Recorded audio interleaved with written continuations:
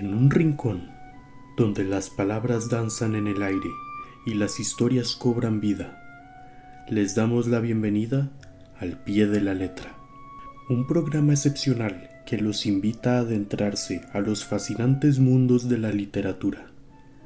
No solo desmenuzaremos los elementos narrativos y literarios, sino que también nos embarcaremos en un viaje emocional explorando las complejidades humanas que emergen de estas páginas impresas.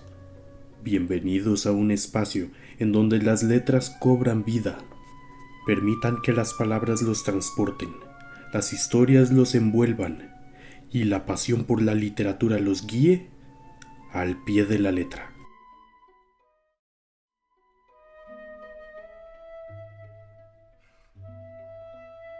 Estamos una vez más al pie de la letra, aquí entre estantes, entre anaqueles, entre libros, conversando en esta oportunidad con Macarena Barahona Riera, que es una colega, amiga, investigadora, poeta, que en esta oportunidad viene a compartirnos alrededor de la figura de María Isabel Carvajal de Carmen Lira.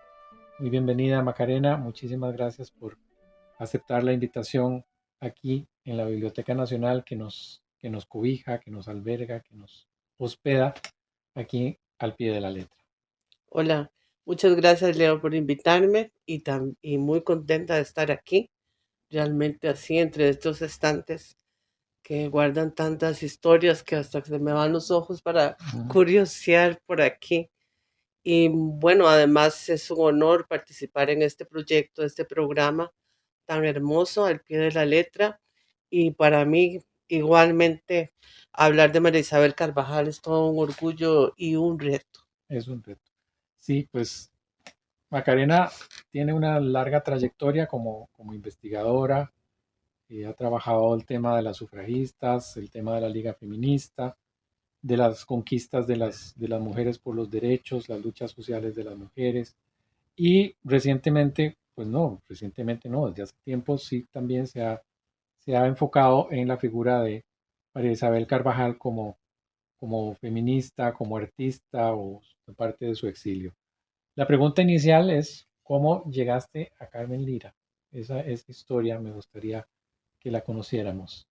Bueno, creo que entre más grande me hago,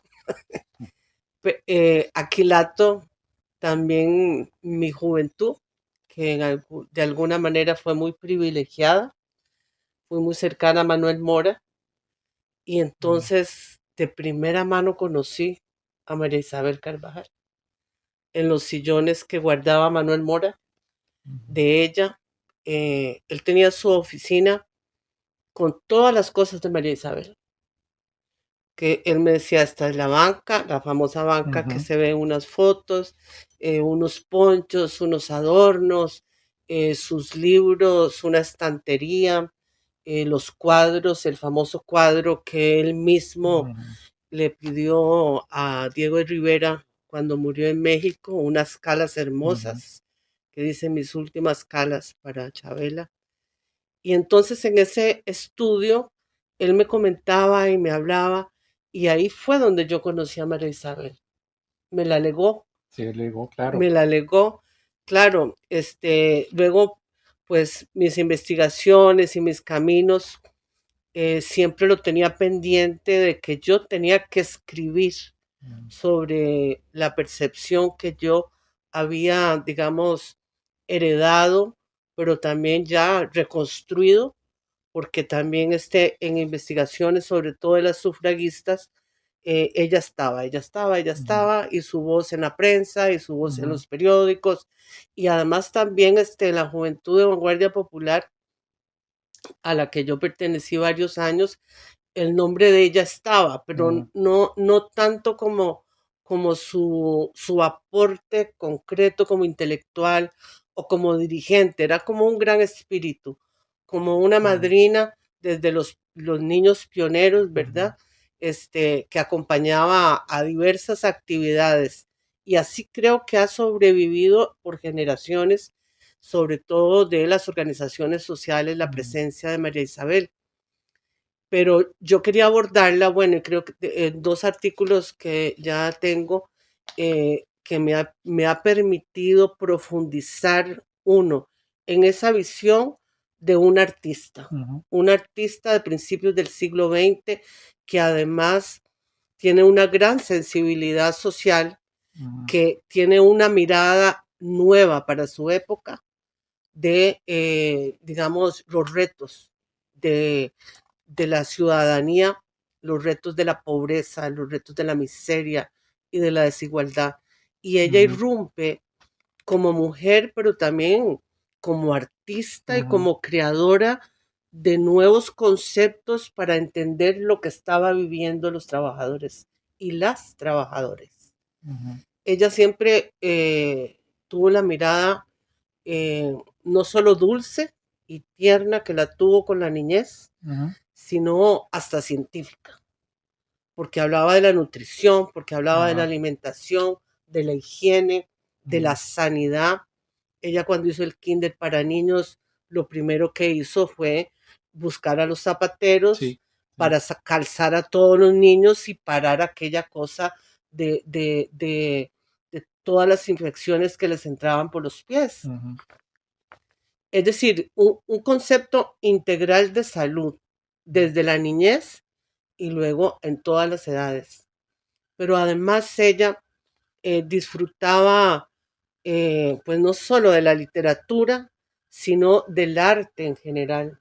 Ella fue muy amiga de pintoras como Emilia Prieto, como Paco Amiguetti, como Mad Jiménez, y ella escribía sobre el arte que, digamos, de tal manera que uno percibe su cultura. Su cultura y su, digamos, también puntos críticos con respecto al realismo, que fue lo que más le conmovió en los años que estuvo en París estudiando. Cierto. Bueno, de Carmen Lira en alguna oportunidad solamente se le había encasillado como ser la autora de los cuentos de mi tía Panchita, sin embargo ya ese velo se ha descorrido. Ya hemos ido redescubriendo a Carmen Lira como artista, como maestra, como política, una mujer de una gran fuerza, social, de una gran conciencia social y de una gran conciencia política, que pues poco a poco se ha venido a redescubrir esa Carmen Lira que quedó en sus artículos, que quedó en sus textos que se publicaron en las revistas de la época, en los periódicos de la época. Es una mujer con una pluma, con una escritura muy prolífica. No solamente se centra o se concentró en sus textos literarios, en su novela En una silla de ruedas, y en los textos que conocemos como los textos de Bananos y Hombres, que es estos artículos que publicó en su momento en la revista Repertorio Americano, pero también tiene una cantidad de publicaciones en Repertorio Americano, en páginas ilustradas, en la revista Pandemonium, en los periódicos también. Trabajo, el órgano de divulgación Del del partido. Partido Comunista y después Vanguardia Popular, y luego la Linterna, la Tribuna, y luego las revistas infantiles también. Ella era una mujer que consideraba que la infancia, los niños y las niñas deberían tener conciencia también de su lugar en el grupo social desde la infancia. Las revistas infantiles llaman mucho la atención porque son revistas que uno diría serias. No es la revista infantil de ahora, Infantilizada. ¿verdad? Infantilizada en el aspecto casi como de tonteada, ¿verdad? Esas revistas eran para maestras y para niños. Con respeto para los niños, tratándolos como personas. Sí, como personas, con sus derechos, Ujú. con sus derechos. Creo que ella, bueno, un gran vacío tal vez hay en sus aportes de análisis político. Creo que ella fue la primera mujer que escribió análisis político en Costa Rica como analista en la prensa Y también en los 40 hacía discursos en la radio, Ujú. que es una memoria que se nos ha perdido su voz. Ujú. Ojalá por ahí alguna vez aparezca alguna Sí. cinta antigua con sus últimos discursos que hablaba a favor de la paz para evitar la guerra civil. Ujú. Y la vemos en esos años de los 20 a cuando tiene que exiliarse, son veintitantos años de una vida intensa, pero siempre de la mano de la palabra. De la mano de- Como Ujú. maestra, hasta que el gobierno de Ricardo Jiménez la echó Ujú. en el 33, esa, digamos, década anterior del 23 al 33, que se dio completamente como una líder en el magisterio. Ujú. Organizó el magisterio, la primera organización de maestras y maestros, ella la fundó, digamos, toda una perspectiva de trabajo para la edad preescolar con su kinder de Montessori. Montessori. Y, y también fundó, yo diría, como un movimiento de otras maestras alrededor de ella que se dieron en escuelas primarias como Ujú. normalistas alrededor del Valle Central. Claro. Entonces su impronta pedagógica sobrevivió Ujú. pese a que la sacaron del Del magisterio, ¿verdad? magisterio. Como empleada, pero sobrevivió ese espíritu normalista. Ella fue la primera que hizo la cátedra de literatura infantil en la escuela Ujú. normal y siguieron generaciones, Sí. es decir, su voz no se apagó. Sí, digamos, en términos literarios, porque eso la hizo, digamos, optar por dedicarse de lleno al periódico Trabajo y a Ujú. la organización de la Universidad Obrera como un Cierto. proyecto pedagógico para los trabajadores desde el Partido Comunista. Ujú. Así que su magisterio siguió en otras aulas más abiertas para la ciudadanía, pero su impronta sigue. Su impronta Creo que sigue. su impronta nadie la ha podido acallar. Ujú. Su voz más política tal vez no ha sido recuperada porque es Ujú. una labor muy de hormigas que tendríamos que revisar todos esos periódicos y recoger todo. Algunas editoriales, porque lo dice Manuel Mora, en sus discursos las hacía ella, Claro. pero Claro. salen como editoriales. Bueno. Y sí, tal vez la literatura, esa Ujú. gran palabra, Ujú. ¿verdad?, de ficción, perdió, Ujú. porque aparte de todo lo que está en repertorio, que son como veintitantos Ujú. artículos y sus novelas, ya prácticamente Claro. dejó en los años 40 de escribir literatura. Literatura. Cuando estaba en México, Manuel Mora cuenta que estaban por publicarle, él se lo estaba pasando a máquina, una nueva edición de Juan Silvestre, de las memorias de Juan Aventuras. Silvestre, en el sello Fondo de Cultura. Ajá. Esa es una curiosidad que yo tengo, como de algún momento poder tener acceso a los archivos de Fondo de Cultura, si estará esa, porque estaba corregida. Manuel Mora lo indica Ujú. muy claramente. Estaba muy corregida y esa memoria de Juan Silvestre también es una memoria de la misma vida de ella, porque ella parece que en los años 20 tuvo como una crisis existencial y se fue a las montañas de Heredia, donde se enamoró tanto de esa zona, en San José de la Montaña, que tuvo una casita, Cierto. Cierto. pero estuvo como 3 años trabajando en la Ujú. escuela y ahí empiezan las memorias de Juan Silvestre. Ahí comienza más. Pues continuamos en un momento al pie de la letra con Macarena Barahona hablando de María Isabel Carvajal.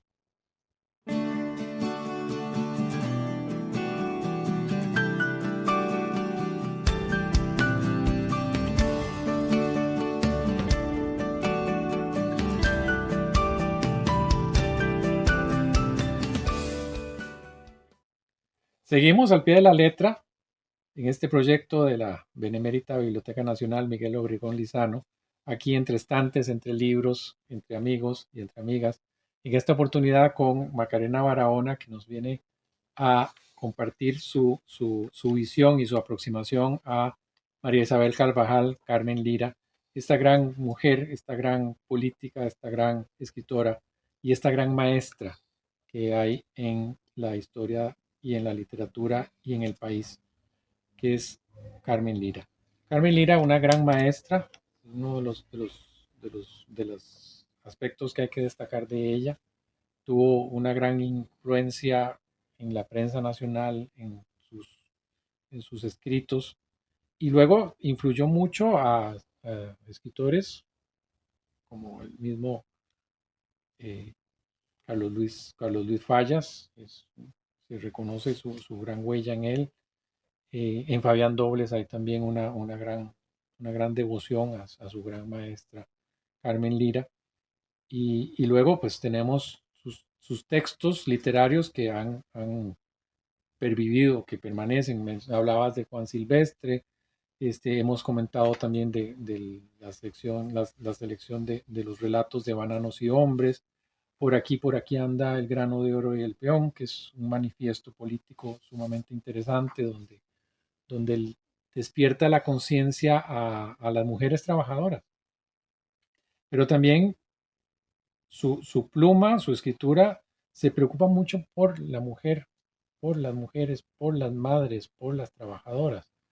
Y hay un relato o un texto de ella que me habías mencionado, Macarena, que es el de Ramona o la mujer de la brasa, que se conoce en alguna oportunidad con ese nombre, o qué habrá sido de ella. Ujú. Qué nos podés plantear de este texto? Bueno, realmente creo que ese es el primer título, ¿verdad? ¿Qué Que habrá habrá sido? sido de ella, Ujú, publicado en Repertorio Americano en ujú, 1923. ujú, Eh, Ubicarnos en ese momento histórico en que ya eh, Carmen Lira era Carmen Lira, ya ujú, no era María Isabel cuando empezó a escribir en las revistas ujú, infantiles, en esta colección de Ariel y en otras revistas era María Isabel. ujú, Pero yo diría, no sé exactamente desde qué momento es Carmen Lira, pero hay un momento histórico en que ella trasciende y va a trascender hasta un siglo, hace un ujú, siglo, ujú. justamente de Sí, eso, exactamente. que es el liderazgo que encarnó en las jornadas cívicas contra Tinoco. Mm, Un liderazgo que también empoderó, como decimos contemporáneamente, a muchas mujeres, a una generación prácticamente de mujeres ligadas al magisterio, que tomaron las calles, que se manifestaron, que fueron muy ujú, valientas, se enfrentaron a la policía con la caballería. Ella recibió un golpe en la cabeza, que perdió el conocimiento. Otras fueron perseguidas, estuvieron en la cárcel como Amparo López Calleja. ujú, Y bueno, finalmente Tinoco huyó a París y Julio Acosta va a ser el presidente, que único candidato, pero que tuvo una gran cantidad de votos masculinos. ujú. El 23 es el año de la fundación de la Liga Feminista. Claro. Ese mismo año, Julio Acosta había pedido el voto para la mujer en el Ujú, Congreso. Entonces estamos hablando de un ambiente, digamos, socialmente estimulante para las mujeres, ujú, para esa generación. eh, y que ella, digamos, irrumpa en la literatura costarricense con un ujú, texto de denuncia de violencia física, patrimonial, ujú. psicológica, que ella no habla de esos conceptos que son No, no los contemporáneos, hablo. ¿verdad? Ujú, Pero eso es lo que sufre Ramona, ujú, una violencia estructural. Todo su lugar de ser humano está en contra de ella. ujú, Es su familia, sus hijos, su marido, hasta, digamos, donde ella está ubicada, que es una zona urbana de clase media baja, proletaria, ujú, es digamos, el sector de la sociedad más sufrido. Ella representa eso, yo diría, Sí, en una estructura social. Ella es el proletariado. Entonces, es un texto que a mí me emociona profundamente porque en la literatura costarricense, bueno, el moto lo hace a uno sufrir, sí. es el desposeído de todo, Ujú. ¿verdad? Y aquí aparece ahora una Ramona, Una Ramona. unos añitos después. Ujú. Que Y es. es la primera vez que en la literatura una voz de una mujer Ujú, hace ver la miseria de la sociedad ujú. costarricense. Que es además una mujer que es madre de familia y es madre de familia trabajadora y que además tiene que cuidar a una familia de 8 niños. Son 8 hijos que además tiene que lidiar con su marido, que su marido es un holgazán o es un agresor, ella tiene que ver con eso y luego también lidiar con la suegra y la nuera, la Sí, cuñada. sí. Es Es el decir, sistema que totalmente. va, Ella es la que va víctima, sí, asfixiando a una mujer, madre y trabajadora a la vez. doblemente explotada Ujú, y bueno, hasta le quitan los hijos. ujú, O sea, pierde todo. ujú. Por eso en algún momento alguien le puso Ramona la de las brasas, porque lo único que le quedan son unas brasas, una lumbre, Una lumbre. ¿verdad? Ujú, Una lumbre que puede ser un símbolo de que la sí. vida se está apagando o que Ujú, la vida resiste. ujú. Bueno, esa, digamos, dialéctica de la imagen es muy poderosa, es muy Ujú. atávica, claro, Por ¿verdad? supuesto, Sí. por supuesto. Y además sí, es como el personaje se identifica con esa pequeña luz que quedó, pero esa luz va Sí, no extinguir. sabemos si, Mm, si puede renacer o o, no, o o no, fenecer, sí. exactamente. Pues sí, es un cuento o es un relato, es un texto realmente impactante en la época. Es un texto que cumple en efecto 100 años en esta oportunidad de ser publicado y nos va abriendo esa imagen de la Carmen Lira que se preocupa por lo que mencionabas, por la pobreza, por la desigualdad, por las mujeres que son explotadas. Está este otro relato también en Bananos y Hombres, el de, el De de, el Estefanía. de Estefanía, cuando Aquí ella, tenemos a Estefanía. sí, cuando ella hace un viaje a la zona del Caribe costarricense y se da cuenta de toda esa situación de miseria, de explotación que ocurre en ese. Estefanía es como 10 años después Ujú, que este.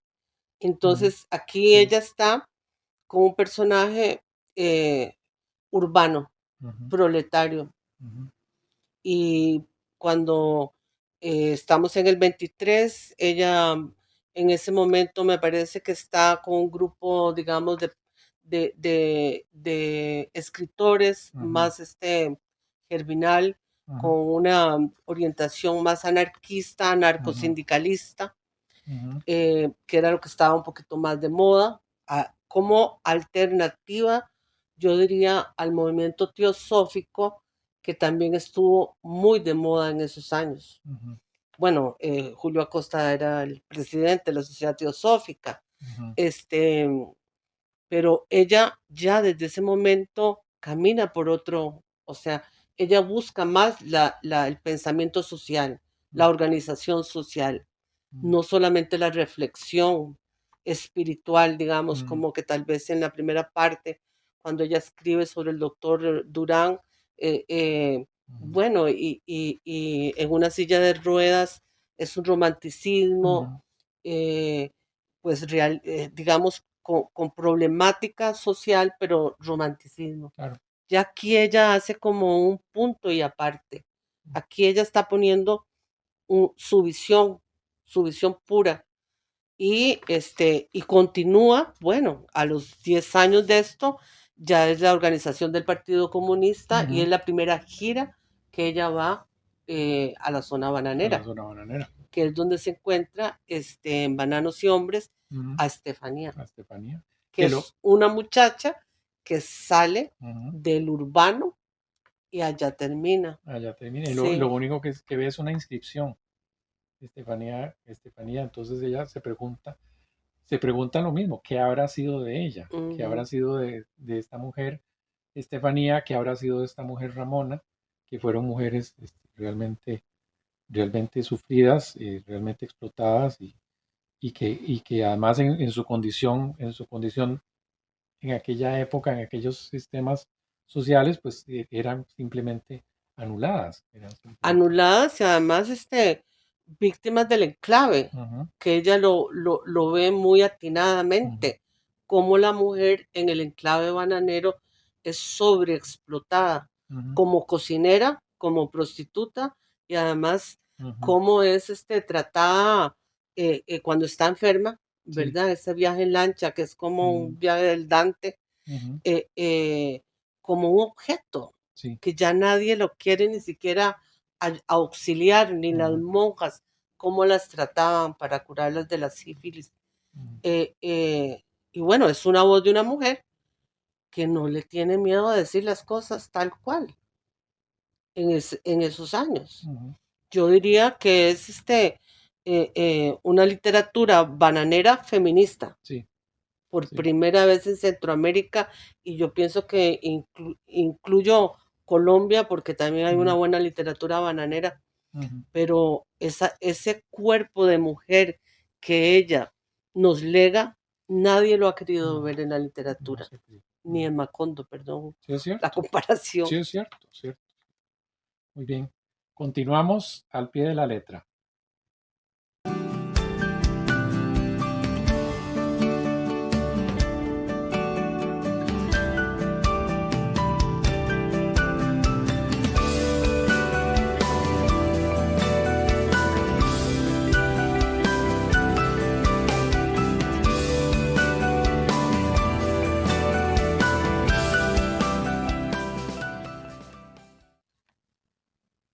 María Isabel Carvajal, Carmen Lira, es una figura que en Costa Rica la conocemos y la reconocemos muy bien. Sin embargo, hay mucho todavía por descubrir y redescubrir en su gran obra que nos lega, en su gran obra que nos deja. Nos queda aquí en libros, en revistas, en periódicos de su época, y también queda en el legado que le deja a muchas mujeres y a muchos hombres en el campo de las artes, en el campo de la literatura. Sí, por eso comentaba que a veces digamos, se limita la perspectiva de valorar su influencia con la literatura, pero va más allá, porque si vemos los años 30, todo digamos, el legado de grabados de Emilia Ujú, Prieto, ujú, ahí hay un posicionamiento de la mujer que empieza en Carmen Lira, ujú, que empieza en Carmen Lira. Luego, Luisa González, sí, su famosa obra eh, eh, es obviamente herencia de una vista ujú, hacia sí misma, que ese posicionamiento, esa toma de conciencia de la mano de Carmen Lira. ujú, Bueno, Luisa González siempre lo ha dicho, sí, ¿verdad? Siempre sí, lo dijo. Igualmente, eh, bueno, Fabián Dobles, Joaquín Gutiérrez, Yolanda Ariamuno, que ujú, es mucho más joven, pero estuvo en el Partido Comunista ujú, y estuvo cerca del planteamiento de la palabra, de la literatura, de la narrativa, que era ya, digamos, como una convicción, porque ujú, la vemos en repertorio americano sí, también. ¿Cuántas otras personas de Centroamérica y de América Latina le piden que comenten sus libros? ujú, Muy amiga Claudia Lars, la ujú, famosa poeta salvadoreña, eh, y de otros que ella comentan, obras que le llegaron para que ella se las presente en repertorio americano. Ella no pierde oportunidad ujú, en siempre estar comentando lo que sí, acaba de salir. cierto. Ella está, como decir, en la vanguardia, Ujú, en la vanguardia. Ella estuvo en México en el 43 en la fundación de la Confederación Latinoamericana de Trabajadores de mano de ujú, Lombardo Toledano y en esa reunión ella conoció a muchísimos escritores mexicanos. Y de ahí es que su contacto para que se motivó para volver a la literatura, Pero creo que su legado todavía está, digamos, por descubrir para la mayor parte de la sociedad y sobre todo los jóvenes. Y yo les invitaría, más allá, que también es lindísimo Tío Conejo, Sí. más allá de Tío Conejo, que vuelvan a ver, se ha reeditado por la editorial Costa Rica, por la editorial de la UNED. Aquí en la web de la Biblioteca Nacional tenemos cantidad, yo no podría decir que el 100%, pero como el 95% de la obra de ella. Bueno, comentaba que sí, que falta recuperar en las páginas, sobre todo de trabajo.